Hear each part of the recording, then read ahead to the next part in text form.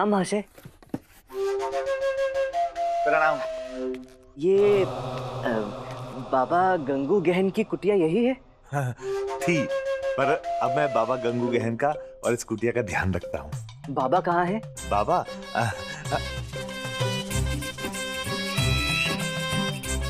महाशय वो तो डंडा है, बाबा कहाँ है? बाबा डंडे के नीचे हैं। हैं? 6 माह के लिए समाधि में चले गए हैं। हे ईश्वर, अर्थात 6 माह तक वो छोटू रामा गले की घंटी बनकर रहेगा। नहीं नहीं, ऐसा नर्थ मत कीजिए, बाबा से अनुरोध कीजिए ना कि कुछ समय के लिए बाहर आ जाएं। नहीं नहीं नहीं नहीं, ये संभव ही नहीं है। अच्छा सुनो, बाबा की कुटिया में आए हो तो कुछ दान दक्षिणा तो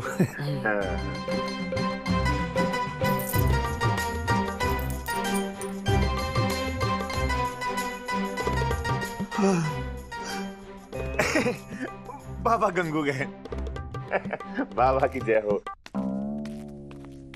डम डम डुग डुग, उड़ता तीर भोला फकीर। बाबा की जय हो, बाबा की जय हो, बाबा की जय हो। आप मुझे इस तरह से क्यों देख रहे हैं? नहीं नहीं, मैं ये सोच रहा हूँ कि क्या आप मेरी समस्या का निवारण कर सकते हैं क्या? समस्या क्या है? बाबा गंगू गहन की कृपा से मुझे पुत्र रत्न की प्राप्ति हुई है। बाबा बड़े कृपालु हैं। हाँ। बाबा बड़े कृपालु हैं। हाँ। समस्या क्या है लेकिन? मेरी अम्मा ने धन्यवाद स्वरूप बाबा को देने के लिए ये स्वर्ण मुद्राओं से भरी पोटली भेजी है। एक काम कीजिए, बाबा जब समाधि से बाहर आएंगे तो ये पोटली मैं बाबा को दे दूंगा, आप मुझे दे दीजिए। अम्मा की आज्ञा का पालन करना है ना, इसलिए ये पोटली तो बाबा को ही अर्पित करनी है। कोई बात नहीं, मैं 6 माह पश्चात आ जाऊंगा। सुनो सुनो, एक क्षण के लिए ठहरो, मैं बाबा से बात करके आता। हाँ। बाबा गंगू गहन की जय हो। बाबा, एक भक्त आपसे भेंट करना चाहता है। नहीं नहीं बाबा, बाबा वो आपसे मिलने के लिए बहुत व्याकुल है।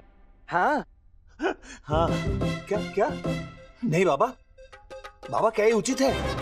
बाबा वो ना आपके दर्शन करके आपको कुछ भेंट देना चाहता है। हाँ ठीक है बाबा, मैं आपका संदेश उस तक पहुंचा दूंगा। क्या कहा? बाबा क्या बोल रहे हैं कि उन्हें किसी आवश्यक कार्य के लिए बाहर आना है। हाँ, तो उन्होंने कहा है कि वो आपसे तब भेंट कर लेंगे। आप 1 पहर के बाद आ जाइए। जी धन्यवाद, आपका बहुत बहुत धन्यवाद। बोलो बाबा गंगू गहन की जय हो, जय हो, जय हो, बाबा गंगू गहन की जय हो। कितनी स्वादिष्ट जलेबियां है, हमें अत्यंत भूख लगी है, हमें और चाहिए खाना। अभी लाते हैं। ये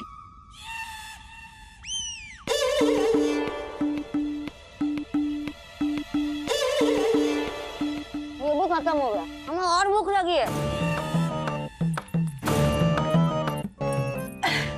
ये लो।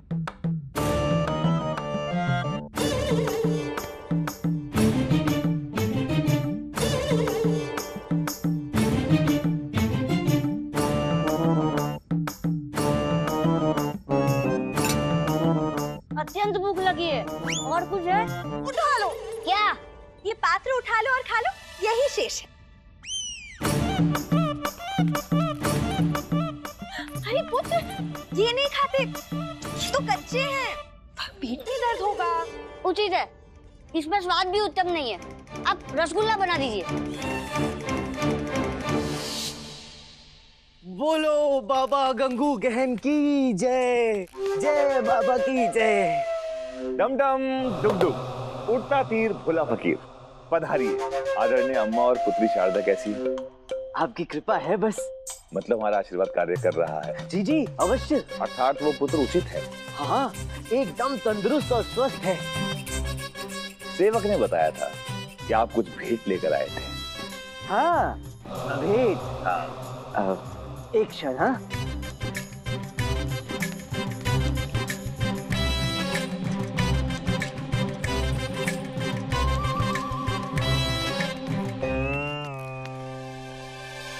अभी तो प्रकाश बहुत है और सूर्य भी अस्त नहीं हुआ है, तो ये दीप क्यों प्रज्वलित कर रहे हैं?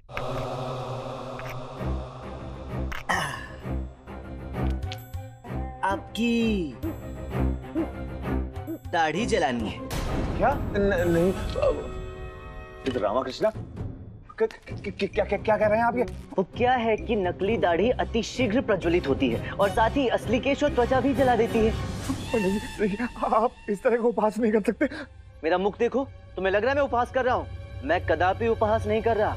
सत्य बताओ, वो बालक कौन है जो पहले तथाचार्य का और अब मेरा पुत्र होने का ढोंग कर रहा है? मैं नहीं जानता। झूठ! वो तुम्हारा ही संगी है। नहीं है। तुमने दरबार में झूठ क्यों बोला? तथाचार्य ने मुझे स्वर्ण मुद्रा को लालच दे दिया था। मैं तो बहरूपिया हूँ, लोगों को मूर्ख बनाकर ठगता हूँ। मुझे क्षमा कर दीजिए। क्षमा तो तुम्हें तभी मिलेगी जब तुम मेरी सहायता करोगे। अच्छा, और हमें क्या मिलेगा? क्षमा? क्षमा के अतिरिक्त मुझे क्या मिलेगा?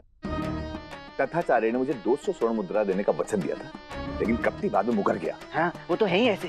लेकिन तुम तो सभ्य हो और संस्कारी हो, तुम बताओ तुम क्या दोगे? और सुनो सुनो, वचन से काम नहीं चलेगा, पहले तुमको दाम देना पड़ेगा, तब काम होगा। मैं तुम्हारी दाढ़ी नहीं जलाऊंगा, इसका वचन नहीं देता हूँ। मेरी सहायता करो, अन्यथा दीपक मेरे हाथ में ही है। धन संपत्ति से मोह माया है, मैं तुम्हारी सहायता करने का वचन देता हूँ, इसे पीछे कर लो। अब सही है। और देखो, यहाँ से भागने का प्रयास मत करना। हाँ। अन्यथा जीवन भर कारावास में डम डम डुग डुग करते रहोगे। हाँ।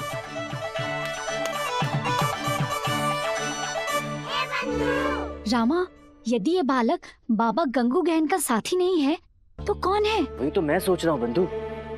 गुरुदेव का और फिर मेरा पुत्र बनने के पीछे उसका उद्देश्य क्या है?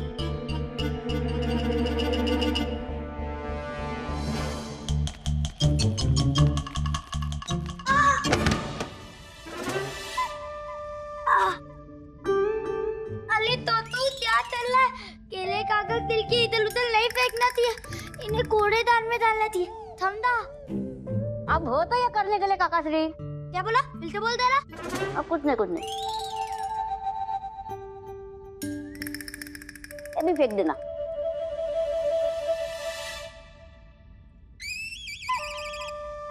काका, मैं अपना डंडा लेकर आता हूँ, आप अपनी घंटियां फेंकना, मैं डंडे से मारूंगा। देख, मुझे अपनी घंटियां अत्यंत प्रिय है। काका, आपने ये घंटियां हमें दे दी थी, अब ये हमारी है। आपको खेलना है तो खेलो, नहीं तो हमें वापस दे दो। मैं नहीं दूंगा तुझे अपनी घंटियां, जा।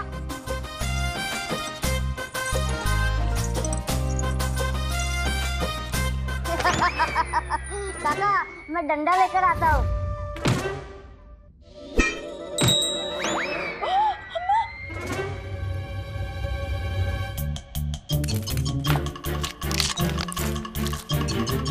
छोटू रामा, ये तुम क्या कर रहे हो? अरे, इनमें से कितनी मधुर ध्वनि आ रही है। हटो यहाँ से। क्या कर रहे हो? आपके पापड़ों को तोड़ रहा हूँ। रोको मत, बड़ा आनंद आ रहा है।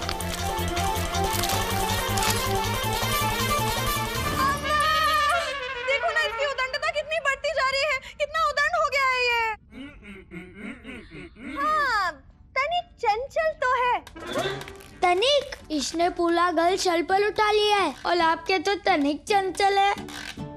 अम्मा, हमसे नहीं संभल रहा है, आप ही कुछ कीजिए।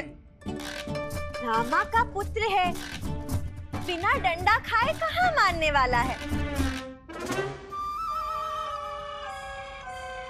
दादी, क्या ढूंढ रही हो? लाठी, ये देखिए, लाठी से तो हमने डंडा बना लिया और ये गुल्ली भी, इससे हम गुल्ली डंडा खेलेंगे।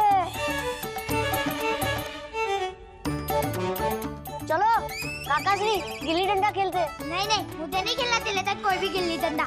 इतने डलपो के बैबी तोले। अम्मा, कुछ करो ना। मैं क्या करूं? इसने तो मेरा डंडा ही काट डाला। हाँ अम्मा, वो सब तो ठीक है, परंतु छोटू रामा बाहर भाग गया, चलो उसे ढूंढते हैं।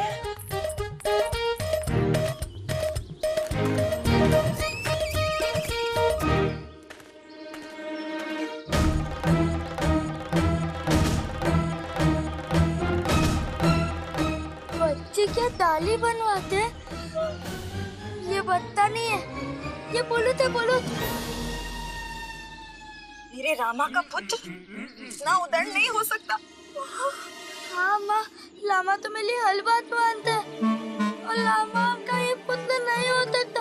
इसने तो मेरी दाली दंतिया भी फेंक दी। ए, दक्षिणा तो दो। तुम जानते नहीं हम कौन है? कौन है आप? हम विजयनगर के महाराज कृष्णदेव राय के विशेष सलाहकार पंडित रामकृष्ण के पुत्र है। हमसे दक्षिणा मांगोगे?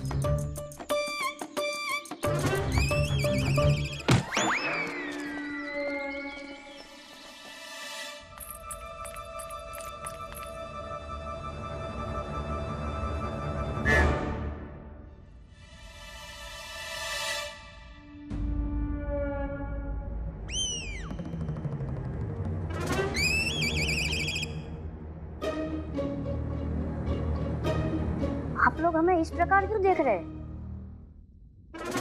तू अभी दाढ़ी बनवा रहा था, है ना? वो क्या है ना माँ, दाढ़ी बढ़ गई थी और हम है पंडित रामकृष्ण के पुत्र। जब पिता से ही दाढ़ी नहीं रखते तो हम क्यों रखे? जाओ माँ, हमारे लिए खेलने के लिए खिलौने लेके आओ।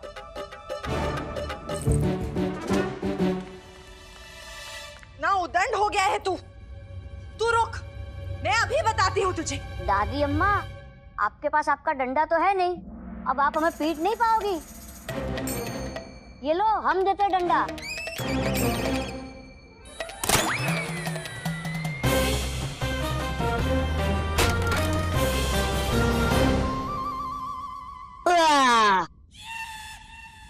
अब हमें निद्रा आ रही है और जब हम निद्रा से उठेंगे तो हमें लगती है भूख। हमारे लिए स्वादिष्ट भोजन तैयार रखना।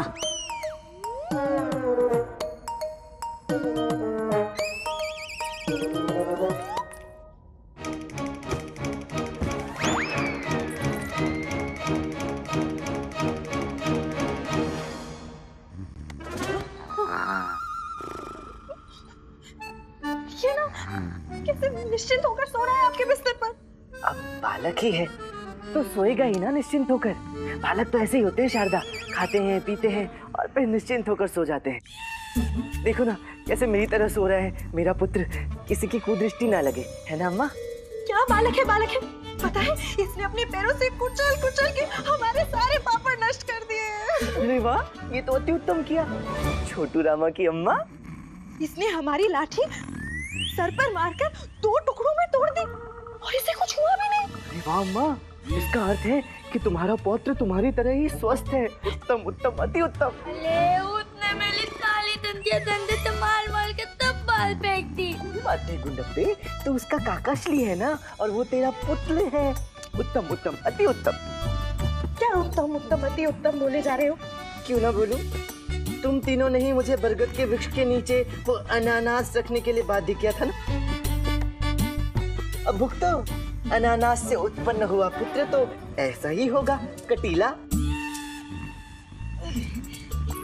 सुनिए ना, हमें ऐसा प्रतीत होता है कि ये हमारा पुत्र नहीं है। अरे शारदा, कितनी स्वार्थी हो तुम। इस बेचारे नन्हे से बालक ने तुम्हारे जरा से पापड़ क्या तोड़ दिए। तुमने तो इसे पुत्र मानने से ही मना कर दिया। शिव शिव शिव शिव शिव शिव। हमें भी ऐसा लगता है कि ये शारदा का पुत्र नहीं हो सकता। नहीं हो सकता? क्यों नहीं हो सकता? तुमने जहाँ बरगद के वृक्ष के नीचे रखने के लिए अनानास दिया था वहीं से तो आया है ये। तुम्हारे उस क्या नाम है? दंडू दहन। हाँ, दंडू दहन की आशीर्वाद की कृपा से। बरगद के वृक्ष के नीचे अनानास रखने से पुत्र थोड़ी हो जाता है। देखो तो क्या पलटी मारी है। फल से पुत्र कैसे हो सकता है? पहले तो पुत्र, पौत्र और पुत्र सब कहते थे, अब क्या हो गया? ठीक है, तीनों मुझसे क्षमा मांगो। क्षमा मांगो।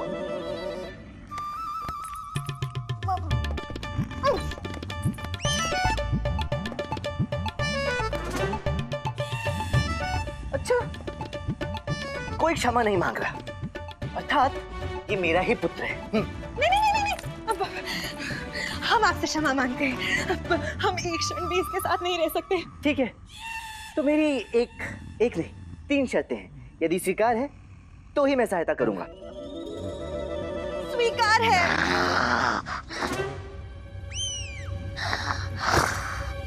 उठा लो।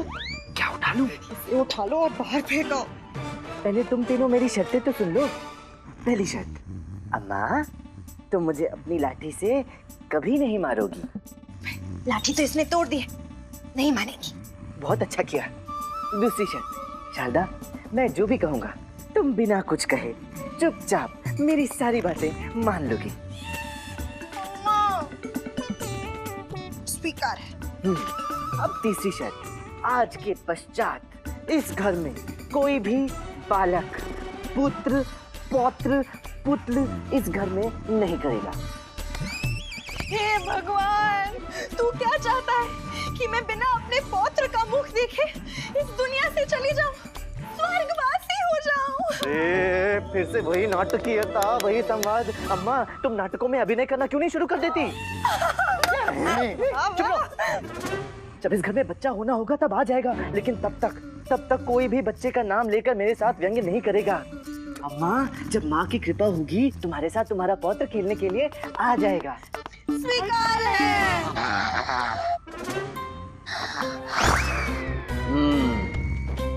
ठीक है, चलो सब विश्राम करते हैं, सब ठीक हो जाएगा।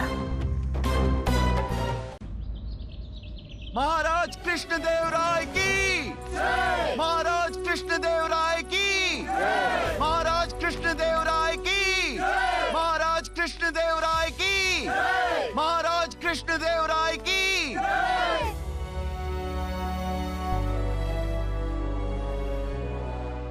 पंडित रामकृष्णा, क्या बात है, आज तो आप दरबार में अपने पुत्र को लेकर आए। कितना अद्भुत है ये पिता और पुत्र का प्रेम। एक क्षण के लिए भी अपने पुत्र को अपने आप से पृथक नहीं कर पा रहे आप। जी महाराज, अब आपको कैसे बताऊं कि जैसे ही इसे अपनी दृष्टि से पृथक करता हूं ये क्या क्या कर देता है। अब वैसे महाराज, पंडित रामकृष्णा, हम आपकी कथा का श्रवण कुछ क्षण पश्चात करेंगे, परंतु उससे पहले मंत्रीवर महाराज, हमारी महारानियों की बड़ी अभिलाषा थी कि वो पंडित रामकृष्ण के पुत्र से मिले, उन्हें देखे। तो हम चाहते हैं कि आप अभी इसी क्षण उन्हें यहाँ आमंत्रित करें। अवश्य महाराज।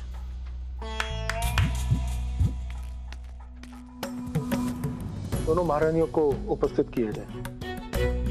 पंडित रामकृष्ण, आप चतुर एवं बुद्धिमान तो हैं, परंतु आप भाग्यशाली भी हैं। देखिए ना, बरगद के वृक्ष के नीचे इन्होंने अनानास रखा और इन्हें पुत्र प्राप्ति हुई। ये पिता बन गए और वो भी एक ही रात्रि में।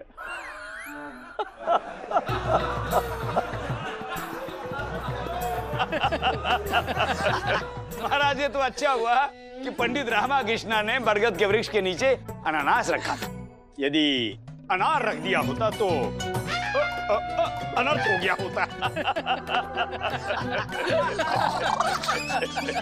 गुरुवर, आपको ये अनार वाली बात कैसे ज्ञात हुई? महाराज, हमें क्या, ये तो समस्त विजयनगर को विदित है। क्या? ये अनार के विषय में महाराज, ये तो सामान्य ज्ञान की बात है। सभी परिचित हैं कि अनार में अनेकों दाने होते हैं, इसमें कैसा भेद? इस प्रकार जी।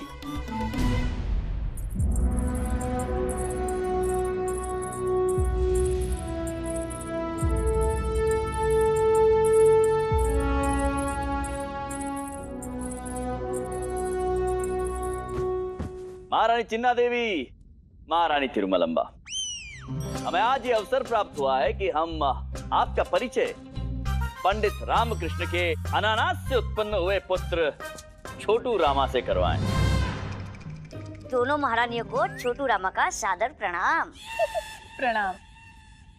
अरे वाह महाराज, पंडित रामकृष्ण के अनानासी पुत्र की तो वाणी भी अनानास की तरह ही कटीली है।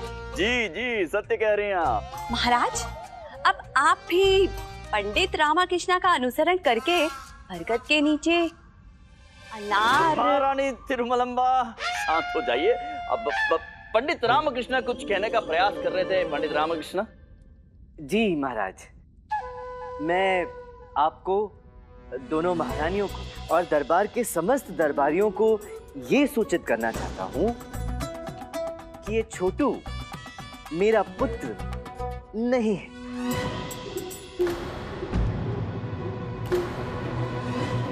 ये क्या कह रहे पिताश्री आप? ऐसा कैसे हो सकता है? पंडित रामकृष्णा, आपने बरगद के वृक्ष के नीचे अनानास रखा, अनानास से बालक उत्पन्न हुआ तो ये आप ही का पुत्र हुआ। इसमें संदेह की आवश्यकता ही नहीं है गुरुवर। और अपने कथन को प्रमाणित करने के लिए महाराज, मैं दरबार में बाबा गंगू गहन को उपस्थित करने की अनुमति चाहता हूँ।